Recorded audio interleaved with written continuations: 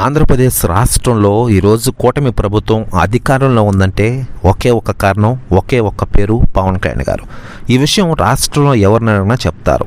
ఇలా పవన్ కళ్యాణ్ గారి పేరు కేవలం తెలుగు రాష్ట్రాల్లోనే కాకుండా దేశవ్యాప్తంగా మారుమోగుతుందంటే నిజంగానే గ్రేట్ అని చెప్పుకోవాలి.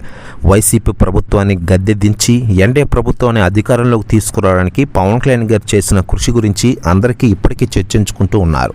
అందులో ప్రధానమంత్రి మోడీ గారు ఉన్న విషయం తెలిసిందే. తాజాగా ఆంధ్రప్రదేశ్ రాష్ట్ర డిప్యూటీ సీఎం, జనసేన అధినేత, Tollywood star hero power star Pawan Kalyan గారి గురించి ఏకంగా ప్రధాని నరేంద్ర మోడీ గారు సంచలన వ్యాఖ్యలు చేశారట. ఆయన మాట్లాడుతూ, పవన్ కళ్యాణ్ గారు ఒక తుఫాన్ అని నేను ఎప్పుడో చెప్పాను. అనుకునే విధంగా ఎన్డీఏ ప్రభుత్వాన్ని ఈరోజు ఆంధ్రప్రదేశ్ రాష్ట్రంలో అధికారంలో నిలపడంలో ఆయన సఫలీకృతుడయ్యారు. ఆ ఇండస్ట్రీలోనే కాదు, పవన్ కళ్యాణ్ గారికి ఉన్న క్రేజ్ ఏ ఒక్కడికి లేదు.